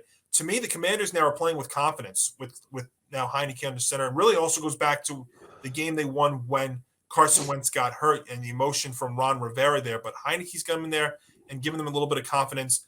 And the Colts, another bad loss from them at home with Sam Ehlinger there. And I thought it was very interesting how the Colts fire their offensive coordinator, but they don't fire Frank Reich. And I know that Jim Irsay came out and said that Frank Reich's job is safe. I think that's crazy. That's nuts. I know. You're going to fire everybody else around him, but the head coach in that spot. Okay, and this is something I'll never understand in any sport. If you're going to fire the staff around a head coach, who brought the staff in? I know. Yeah, I don't know what they're doing in the end. As somebody who took the Colts to win the AFC South this year, I sure got some egg in my face for that. So Commanders win their third straight, and all of a sudden now they're 4-4 in this crazy league. 49ers get past the Rams 31-14. I think the coolest thing from here, 2 things. Number one, all that red that's there at SoFi Stadium, another home game for the 49ers pretty much. And how about the touchdown throw from Christian McCaffrey? Well, pretty much did it all. He had a rushing touchdown, a receiving touchdown, and a throwing touchdown. And I think they said that was like the first time in history. I think it was extremely rare. I could see if I can find it exactly, but yeah, I think that's rarely been happening. You know what it is, though? It's finally Christian McCaffrey has a team that's worked around his abilities to run the football. So the only running backs okay, here we go. McCaffrey's the first player in the Super Bowl era to have 30-plus yards and 1 touchdown rushing, receiving, and passing in a single game. And the only running backs with a passing touchdown, rushing TD, and receiving TD in a single game since the 1970 merger, McCaffrey, LaDainian Tomlinson in 2005, and Walter Payton in 1979. Yeah, so it was a first. Yeah. Pretty much, yeah. It's just crazy. And like I said, he finally has a place where there's more room to run the football. The offensive line actually knows how to play football, unlike the Panthers. And also there's more options. So you can spread the ball out, which will allow McCaffrey to run. Exactly, yeah. And I think another week with the team helped too. I mean, if you remember, he got traded, I think it was like Thursday night at like 0:30. It was like 11. It was like 11 o'clock Eastern. He was reading the playbook on the airplane getting to the stadium. I was shocked that he played that first day. I mean, it was a 2-day turnaround. I was really shocked about that. But you really think the 49ers were not going to get him in there, considering all they paid for that?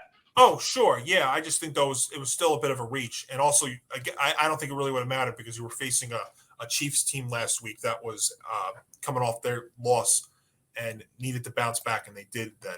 The Seahawks get past the Giants 27-13. This game really, if you look from the Giants, kind of similar to their other games before.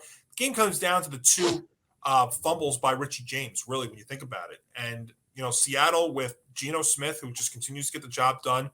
I'm really not even that disappointed because, Nick, I told you I didn't expect the Giants to win that game.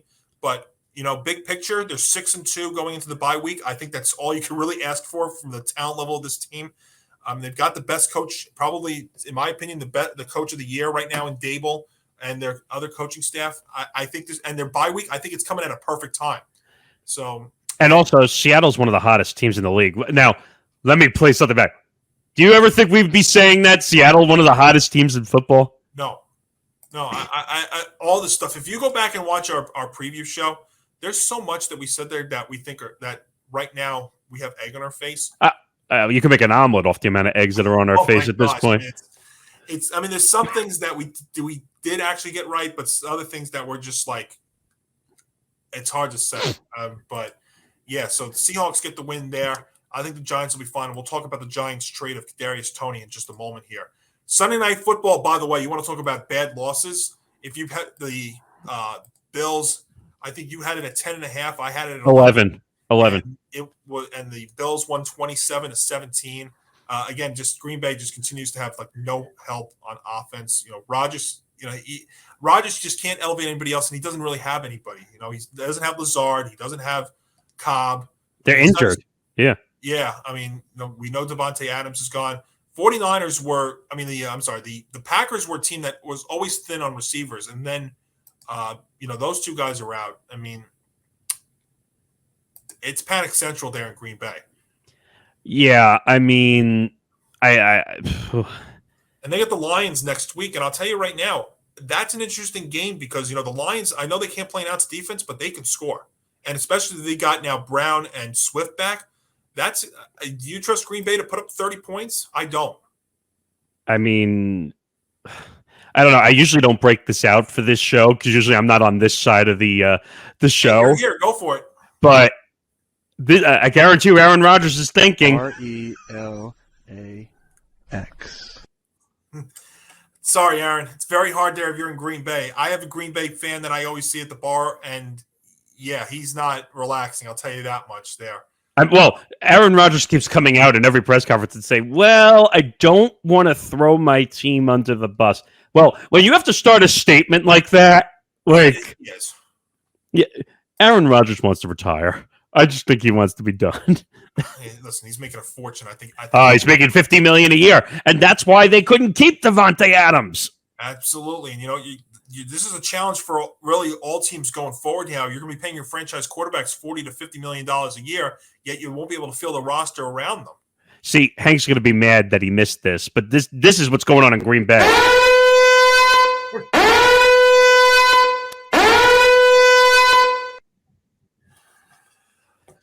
Maybe I'll take next week off, and then you guys can and Hank can hear that. But so Bills win to go to 6-1, and then the Monday night game, which I totally botched. The Browns get past the Bengals 32-13.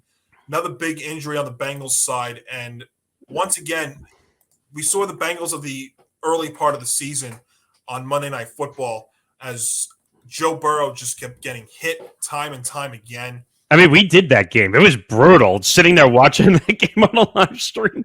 Yeah. I mean, who thought the Browns were just going to come out and annihilate the Bengals?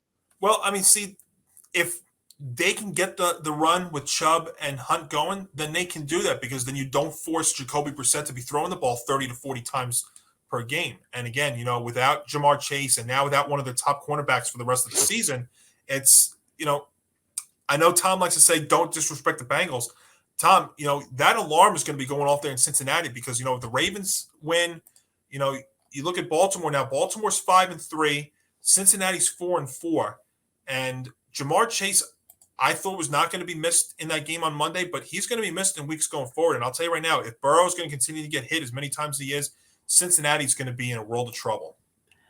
I mean, I've been concerned with Burrow for weeks. I mean, and also now you don't have Jamar Chase, who's out, 4 to 6 weeks? I mean, they're not putting him on IR because they do have a bye week in that 4-week stretch. So they're hoping they can get him in on the earlier side of that. But their offense just looked weak on Monday. And, the thing is, Burrow actually, you take out week 1, actually he's been playing a lot better.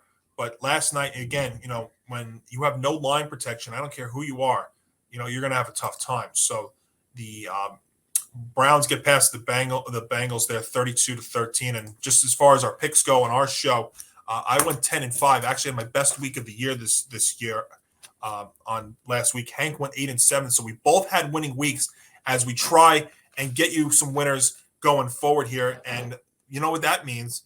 We transition to week 9. And that is just crazy to say. Week 9, November, NFL football, the month really of decision in the National Football League.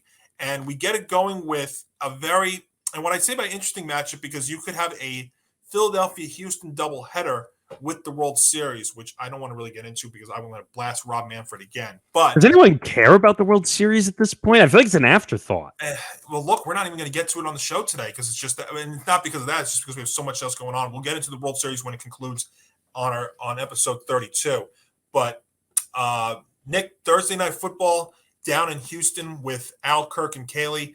The Philadelphia Eagles still the undefeated Eagles, 7-0, short week as they go to Houston to take on the Houston Texans. That is not a typo, and we're going to see that a couple of times in Week 9.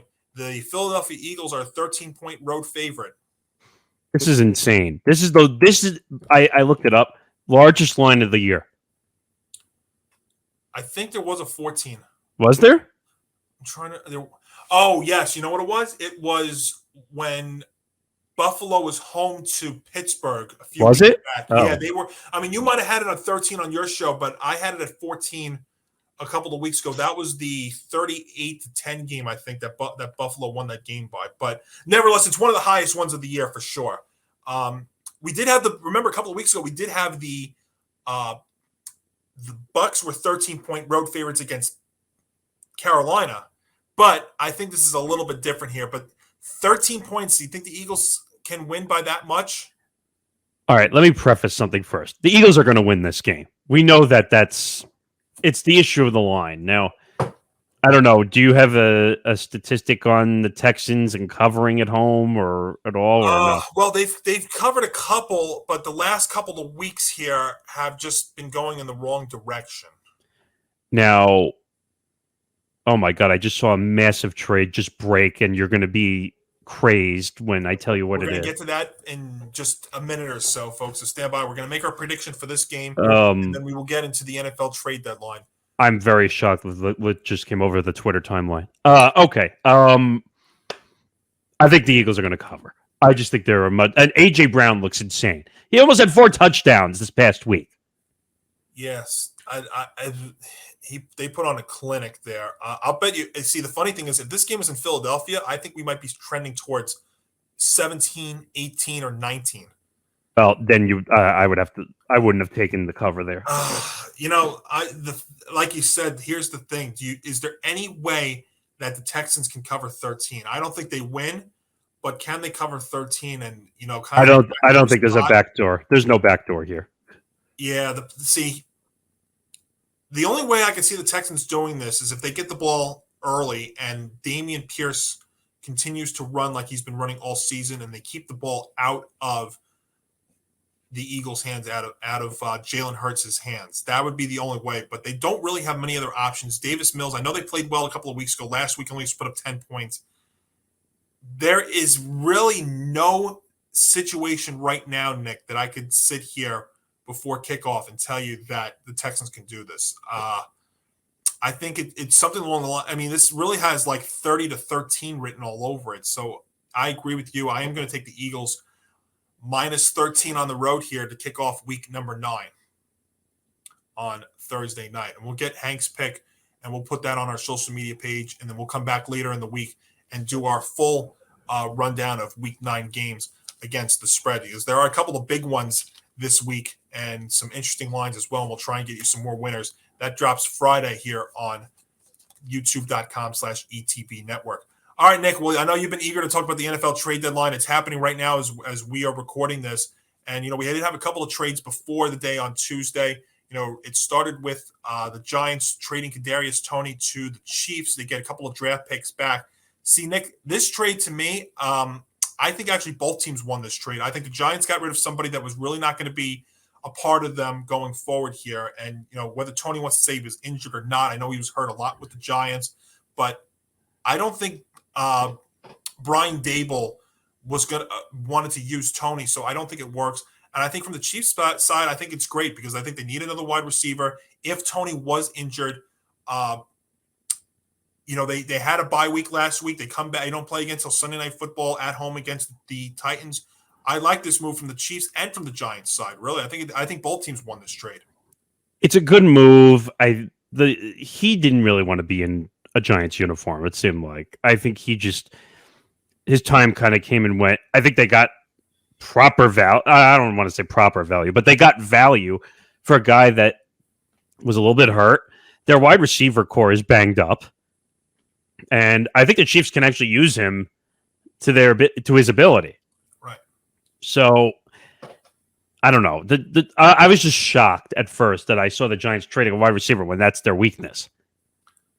Well, yeah, it's their weakness in that they're not really that deep in it, but at the same time, it's because of guys that they're not willing to used more, like Tony, like Galladay. I mean, it's really been like the Sills of the world. Darius Slayton's got to come in and get some more reps too. But those guys are going to have to step up now because even one of their best tight end, the best tight end in football this year, Dan Bellinger, is out. So yeah, those other receiver guys are going to have to step up. But I do trust the Giants system, and I don't think Tony was really a part of that, and he wasn't a Dable guy, so that kind of makes sense. If you're coming from a prior regime and you don't want him, then they usually don't last. So that it kind of makes sense, and I agree. I think the Chiefs are going to find a way to use him in a great way, and the fact that he's got another week to prepare for it, to come back on Sunday night, I think is great. So I think both teams actually really won this deal. There was a certain guy making $72 million on a contract that I thought should have been traded first. Hey. What did I put in our group chat right after this trade happened? Galladay next, please.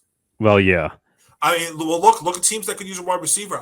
Green Bay, I think I don't know their salary cap situation, but I know they're desperate for receivers. I think he would have been perfect over there. It's a good point. I would have been talking to him immediately because let's just remember too, because for all the Giant fans, including myself, for all of us who want to say, let's go for it. Still rebuilding. You know what? It's still a transitional year, and 6-2 is great. They've got a favorable schedule coming out of the bye week against the Texans and the Lions. So, I mean, it's a favorable situation that they're in right now. And I think you've got to run the course with who you have. Last week, part of it, too, was, no Evan Neal, no Bellinger. It was the first time they really had a true road game and a true some big injuries that they had to deal with. But I think the Giants will be all right. And I don't think Tony was really part of Brian Dable's future. So I do get the move on that part. The Eagles continue to. Oh, I'm sorry. Go ahead. I just want to. I want to get this out quickly before you do this one because this was massive. So this just as we're recording this just dropped, and I can't believe it dropped. So take a look at what I'm about to put up here. Wow. Okay then. Now, when I saw this, my mouth dropped because he's suspended. Calvin Ridley is suspended through the 2022 season. That's right. So what did they get for him? So I just put it up. The Falcons are trading Calvin Ridley to the Jaguars in exchange for a draft compensation that could be worth at maximum a 2023 fifth rounder and a 2024 second rounder. Interesting. Well, I could kind of see that, though. You pair him along with Christian Kirk there in Jacksonville, gives Trevor Lawrence another weapon to go along with ETN on the running back side of things. Right, but he can't play until 2023. Well, I mean, let's be honest, though. Jacksonville's going in the wrong direction here right now. I mean, they can't close out games. I mean, it's not like they're a game out. I mean, I guess technically they still have a shot in that South, but now the Titans seem to be pulling away a little bit. So, you know what? I think that's a low-risk, high-reward kind of trade. I think that's a very interesting one. I don't think he was ever part of Atlanta's future. Atlanta still going through the rebuild there too. So Ian Rappaport just said the conditions are attached. If he gets reinstated by a certain date, it's a 2023 fifth. Otherwise, it's for a sixth. If he makes the team in 2024, it's at least a fourth. If he hits a playtime milestone, it's a third. If Jacksonville gets a long-term done, it's a two. Wow, so there's a lot of conditions into that move. Well, so if he's with the team long term, the draft pick goes up.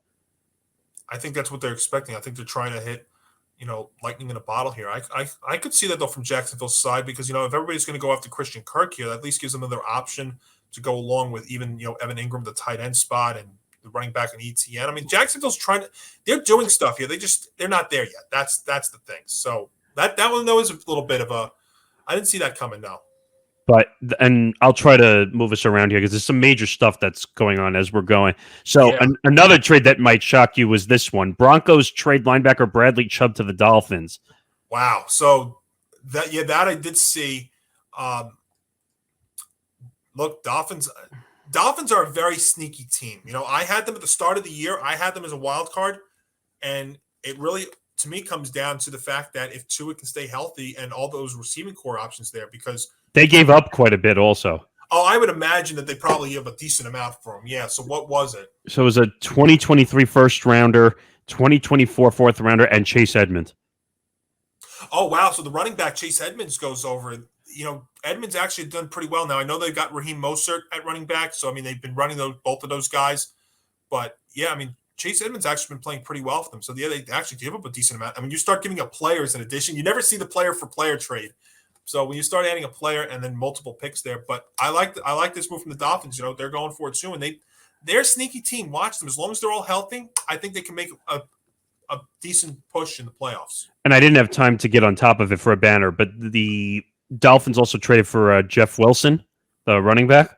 Okay. Oh, so that's your replacement there for Edmonds. Right. So I think they traded like a conditional pick. I thought I put that up here, but okay. I mean, the ones that I had here too. This also happened before last couple of days. Robert Smith, the defensive end pass rusher. The Bears traded him to the Eagles, and so that Eagles are just continuing to be loaded up on defense. And somebody said to me, "Wow, so now the Eagles have 3 pass rushers." Look, wait, you mean Robert Quinn? You mean right? Yeah, yeah. Okay.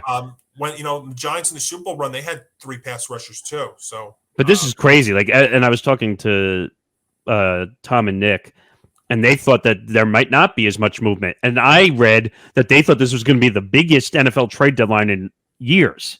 It's usually not that active. And yeah, actually Schefter tweeted out Tuesday morning that the number of trades in the last couple of years come trade deadline time have actually gone up. And now that you've got the extra wild cards in each conference, that also will do it too. You think about it now, we got 2 extra teams in the playoffs. This is the second year that this has happened. And you also do have 1 extra week in the league this year. So maybe giving yourself depth. That's another thing, too. And that's what some of these pieces look like. They're like depth pieces, too. So now you've got 3 pass rushers there on the Eagles side. The Bears are just flat out selling, although they made a very interesting trade that we'll get to in a couple seconds here. But Roquan Smith, the linebacker, got traded to the Ravens. This is one interesting thing because as great of a move as this is for the Ravens, he's a free agent. Lamar Jackson is a free agent. And, you can only franchise tag one of those guys. So that's a very interesting bit there from the Ravens side of things. I mean, obviously, it's a great move for them. They're already comparing now the Ravens to the 2000 team with this move.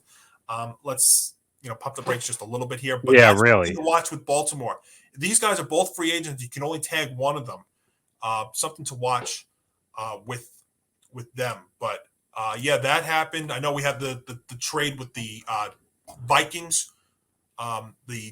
That's it. The Lions traded T.J. Hockenson, tight end, to the Vikings. This is the one that makes sense because Irv Smith is on injured reserve for the Vikings. And they were talking about him possibly being out, 8 to 10 weeks? They're basically talking about the season at this point. Yeah. So I could definitely see that. I mean, that's a great move for them. And, Lions still rebuilding. But, yeah, there's that. This was a name that was floated around to Williams Jackson III, the cornerback from Washington. Pittsburgh got him. They got him in a future late-round draft pick, and Washington got a future late-round draft pick from Pittsburgh. Chase Claypool, a name that's been rumored even with the Giants side, went to Chicago. This makes no sense. No sense. Interesting because, Justin Fields, who I know he's been playing better, but they're really more of a run-first kind of team. And now they're trying to give Justin Fields a weapon on the receiving side. I thought is a very weird move. I mean, at first glance, yeah, I don't get it. It makes no sense. First of all, I'm surprised Chase Claypool didn't make a stink before being traded to the Bears. Well, maybe he really wanted out You're going to a non-competitive team. No, I mean, I guess you could say Chicago. Maybe I don't know. Yeah, I don't quite get it myself. But yeah, there's a lot of movement going on. The NFL trade deadline. So Jeff Wilson, you said the running back from the 49ers to the Dolphins. I'll give you some other names that possibly could be looked at. Alvin Kamara was another name that was being thrown out there. DJ Moore is another name that's been floating around there. Now, I don't understand why the Panthers are holding on to DJ Moore. It makes no sense. Well, remember, they're not. They're saying they're not selling the team. No. That's what. Well, not so. You mean not rebuilding? But yeah, right. Yeah. I will say real quick. I know there's been a name floated around to the Giants, Jerry Jeudy. I wouldn't mind getting him. I also am not trying to mortgage a lot of pieces here with the Giants. Future. Yeah. Yeah. I mean, again, this is still kind of a rebuilding spot. I mean, Jerry Jeudy would be a nice little addition. I think salary cap can work. That's why the DJ Moore thing to the Giants actually is a lot more challenging than we realize here. But I think he's got a contract for 2023, and then he would opt in for another 2 or 3 years. So yeah, that's an issue. but that's as of now all the stuff that we have. Just to put you all in perspective, as of this show, we are inside of an hour of the deadline, and just like in baseball, like in all these sports, basketball, hockey, once the deadline comes up, there could still be stuff that gets announced. So we'll maybe have a Monty moment on that, or definitely check out Nick with Nick and Tom over there on Empty the Bench on Wednesday. But Nick, one final thing we'll talk about here before we wrap things up. And boy, it's been a heck of a show. And I'll tell you, a couple of days ago, we didn't think we were going to have this kind of show. Well, that's what 24 hours prior to recording does. But the last story we'll talk about here is actually with the New York Yankees. And Hal Steinbrenner, the owner, told the AP that, or the AP got this one, that he plans on having Aaron Boone return as manager next season. Now, I guess Brian Cashman is still up in the air here too, but I would imagine if you're going to bring Boone back, then Cashman's going to come back too. Cashman has a job for life as long as he wants it. Yeah, that is true. But I would say, I mean, if you're going to change GM, I think you go for the GM first and then decide on the manager. I mean, it'd be very weird for them not to come back together. I don't know. Look what happened with the Jets. I know I keep going back there, but look what happened with the Jets situation. Do you remember they had the head coach and not the GM, and then the GM came in and like, why the hell is there a head coach here? Like, I don't know exactly how that works with baseball. I know football seems to be they seem to go hand in hand, but I said this at first glance. I think bringing back Aaron Boone is the right decision because I don't think he is really the issue. Now, I had a beef with some of his postseason moves, and one of them was fine. The other one actually turned out that it really was not going to matter. But Nick, here's the thing I would say with the Yankees. I think Boone's the right decision, but I think they need to do a transition in terms of how the makeup of this roster is going to be. And what I mean by that is, you have to decide if Aaron Judge is going to be back here. I think Anthony Rizzo, I'd love to have back here, but I think he's opting out, and I don't think he's coming back. So I think you're going to see a transition here with this team going into next season. But to me, then why would you bring him back? Well, if you're going through a transitional period, why would you want him? Because I still think he's actually a pretty good manager. If you remember a couple of years ago, they had all those injuries and stuff, and they still, got the best out of all these players, and they still did pretty well. Well, here's my other thing too. If Boone leaves, what other direction are we going in? Let me ask you, are we going, and I know this has been brought up, are we going down the Carlos Beltran route? Well, Tom said that the strings and the marionettes are going to come out if Carlos Beltran is the manager because he's basically going to have no leeway whatsoever. Don Mattingly? I'd be okay with that. He's been a decent manager with the Dodgers. Well, the Marlins are not his fault, but I think it would be good. I mean, hey, that would be full circle if you think about it. Yeah.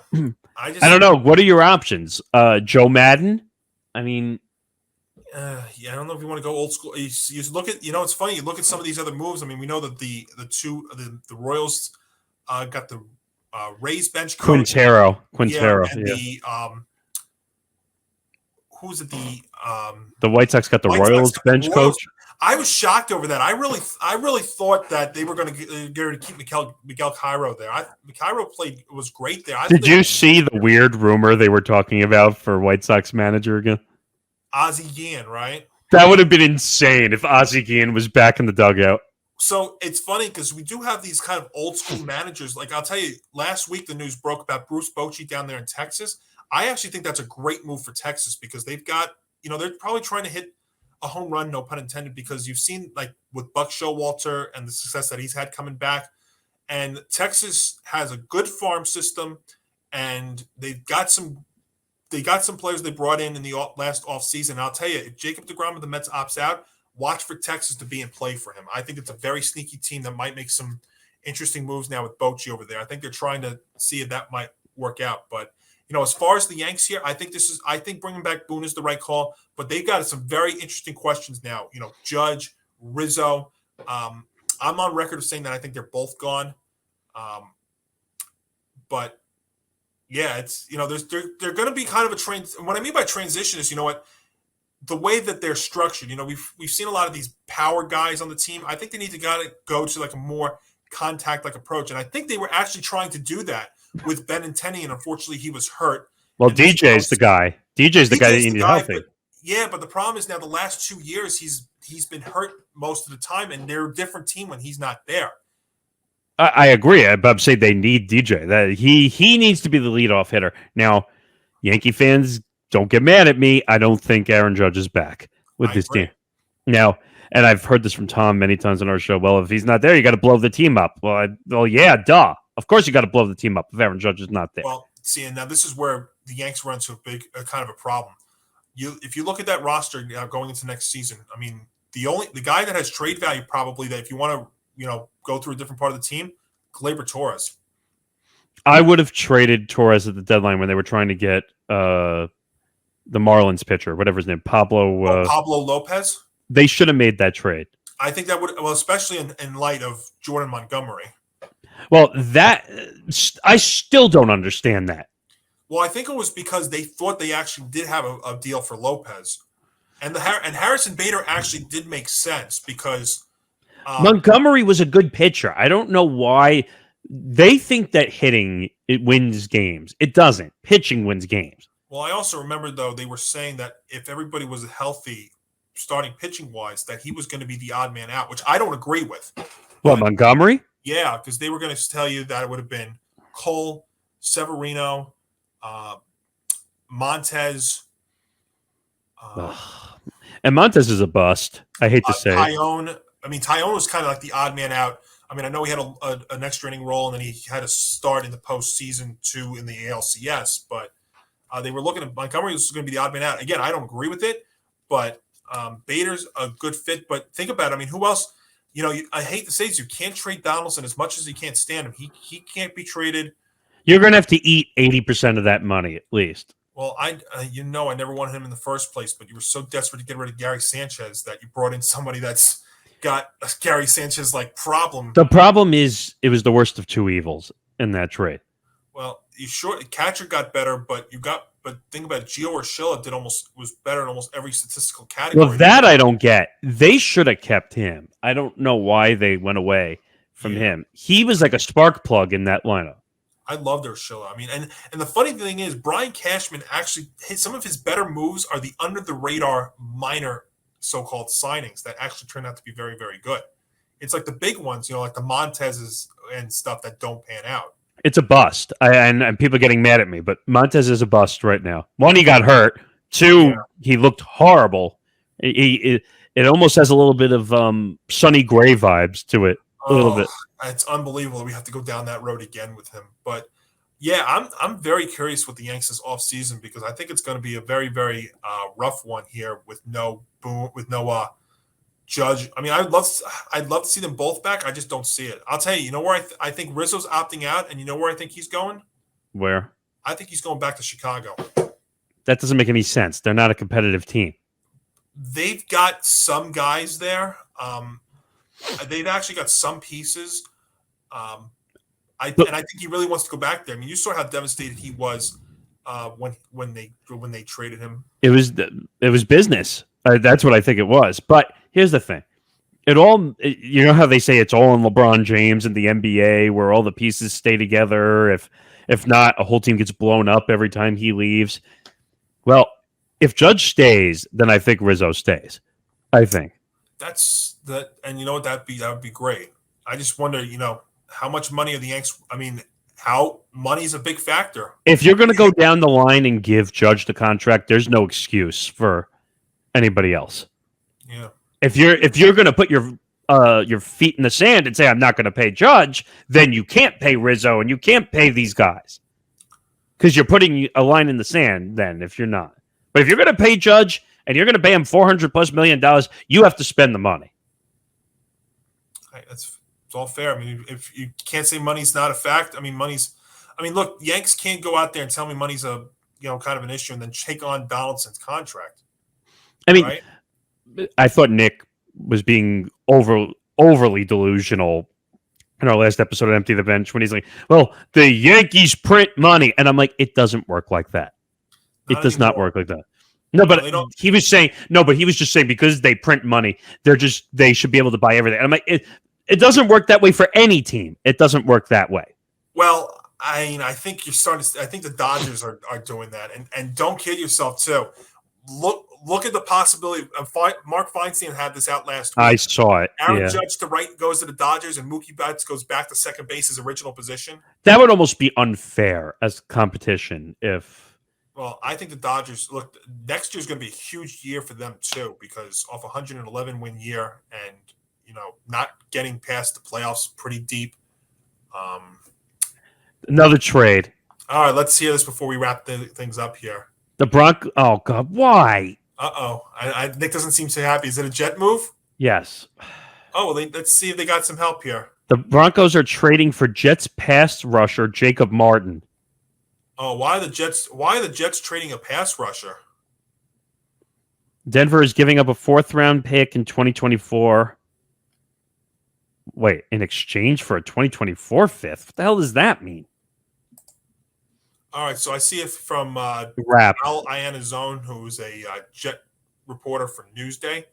Jets are trading Jacob Martin to the Broncos for a 4th-round pick in 2024, and the Jets are also giving Denver a 5th-rounder in 2024. What's the point? Well, does this mean that the Jets are going to have a deal made in the before the deadline? Oh, I can't. What are you doing? Interesting. Well, I guess we'll find out. We'll leave you hanging on that, folks. But we'll have a full recap of the deadline coming up. I know Nick's guys will have that on Empty the Bench coming up on Wednesday. I'll just leave you with a couple of quick notes here for us here at Game On. So this is a big week in sports, obviously, with all this going on. Of course, we have our NFL picks that are coming up on Friday. Check that out here. And also, this is a huge college football week. The first official college football playoff rankings dropped Tuesday at 7 p.m. Eastern, just as we were on the air. So we will react to that on the next Monty Moment and look ahead to some very critical games in college football this weekend. Alabama, LSU, Clemson, Notre Dame. Folks, I'll tell you right now, do not sleep on Notre Dame winning this game on Saturday. And if they do, Clemson is not going to be in the playoff discussion. And I think they're already vulnerable as is. So some critical college games coming up this week, as there's really only about a month left in the college football regular season, which is just absolutely unbelievable. That's crazy. It's really 3 months, Nick. It goes, every game means something. It goes by so quick.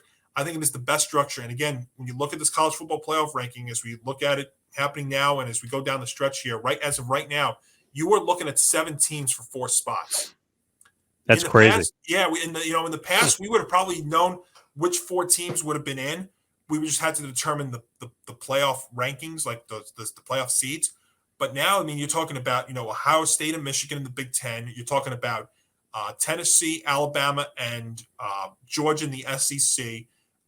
You're talking about TCU, and you're talking in the Big 12, and you're talking about Clemson in the ACC, and you even could go out on the outside shot and say Oregon, maybe 8 teams in the Pac-12. I think that's really a long shot, but there are some teams that have no room for error. Alabama has no room, Clemson has no room, in my opinion, and those are probably going to be the first 2 teams on the outside looking in right now. Of course, things could change, but it's going to be fascinating. Of course, this weekend, how do I talk about this weekend and not talk about Tennessee and Georgia happening on Saturday at 3:30 Eastern there on CBS? So a crazy slate of games coming up this weekend. That extra hour that we get Saturday night into Sunday, I'm going to need that in the worst way, because it is going to be an epic matchup. And then, of course, Friday, our Football Friday picks, and then we'll be right back here next week for episode 32. So, Nick, thanks for filling in today. There's one more little piece of news here. Okay. The Celtics will not seek any compensation from the Brooklyn Nets. Oh, so they could be talking because he's still technically under contract. And right? They will allow him to move on. So that's from Chris Haynes. So that looks like it's done. Well, I'm sure they'll Nick Federa and Tom Albano will have the latest on this coming up on Empty the Bench. That'll be episode 159 coming up Wednesday, 3 p.m. Eastern.